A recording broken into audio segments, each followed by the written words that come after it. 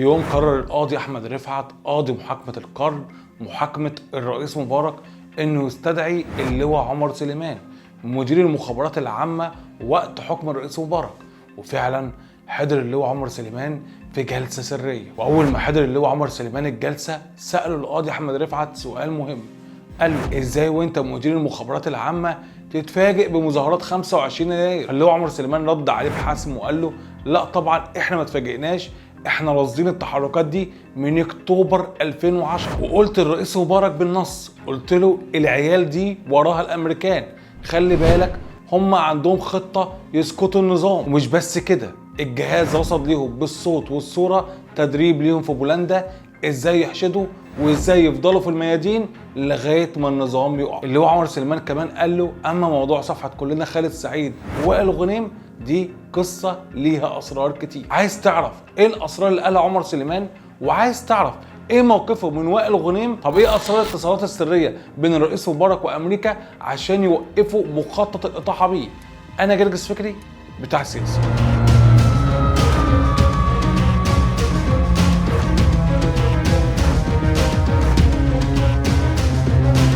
كتير مننا بيشوف اللواء عمر سليمان رجل مخابرات من الدرجة الأولى، ومش بس كده، ده الصندوق الأسود اللي يعرف كواليس النظام ده ويعرف أسرار العهد ده. لكن كتير مننا بيسأل السؤال، طب طالما اللواء عمر سليمان بالكفاءة دي إزاي يتفاجئ ب 25 يناير؟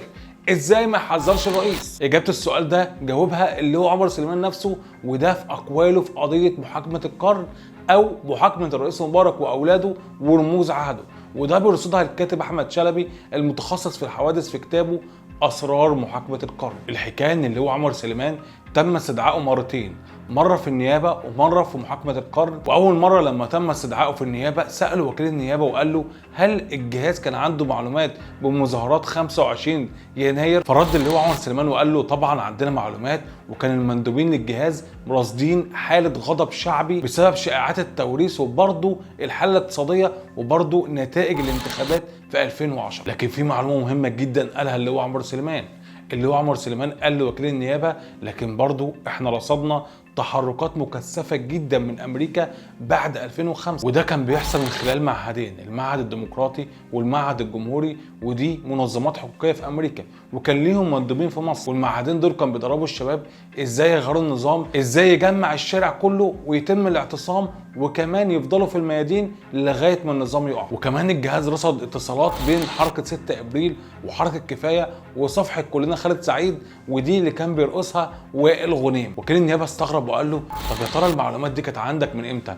قال له من اكتوبر 2010 وانا راصد المعلومات دي كلها.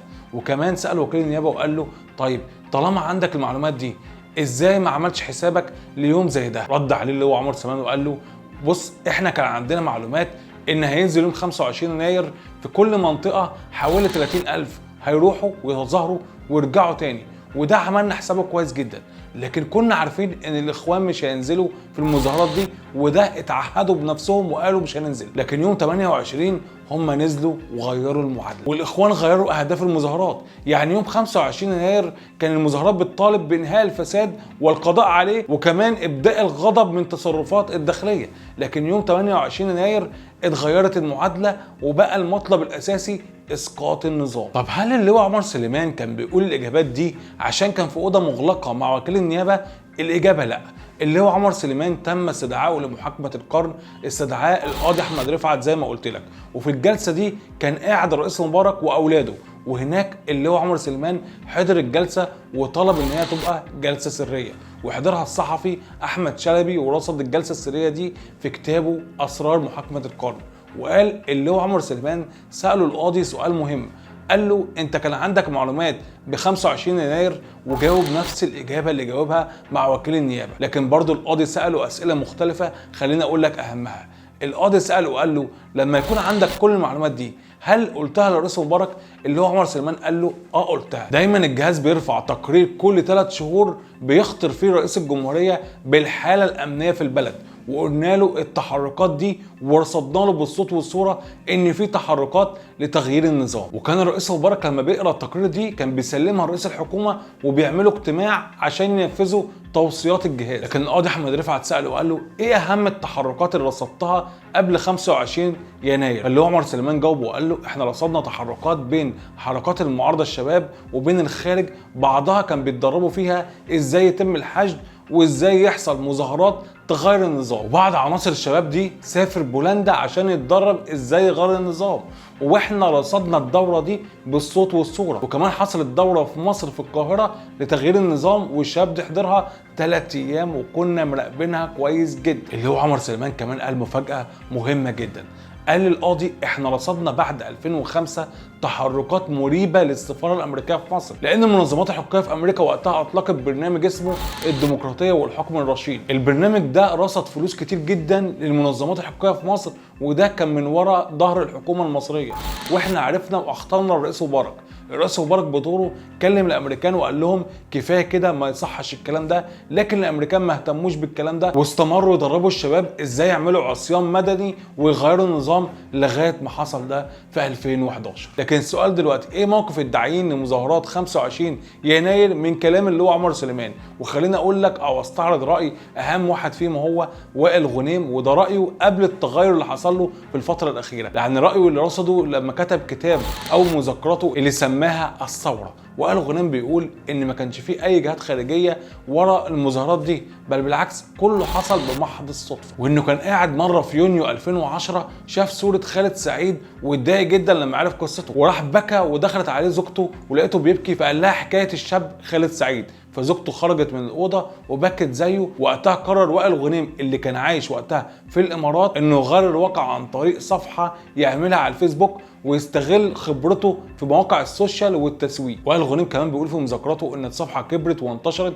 وبعدها حصلت احداث ثوره تونس وتغير النظام. وقتها الصفحه انتشرت اكتر لان وقتها اشرنا ان ممكن يحصل ده مع مبارك. لكن وائل غنيم برضه بيقول ان الصفحه دعت لوقفات كتير جدا احتجاجيه، والوقفات دي نجحت نجاح كبير جدا. لكن وقتها قررت ان انا لازم اغير النظام، فتواصلت مع بعض الصفحات الكبيره زي صفحه رصد، ودي صفحه اخوانيه، وكمان تواصلت مع حركات نشاطات كبيره زي حركه 6 ابريل وحركه كفايه، واتفقنا وقتها ان احنا نغير الواقع وننزل في 25 يناير. لكن ما كانش فيه اي جهه خارجيه بتدعم التحركات دي. في نهايه الفيديو بعد 11 سنه، هل انت مصدق كلام اللي هو عمر سليمان اللي قاله في التحقيقات، ولا مصدق كلام وائل غنيم اللي قاله قبل ما يحصلوا التغيير الاخير؟ شاركونا براكم في التعليقات، ولو عجبكم الفيديو لايك وشير، وتابعنا صفحتنا على الفيسبوك وقناتنا على اليوتيوب وقناتنا على التيك توك.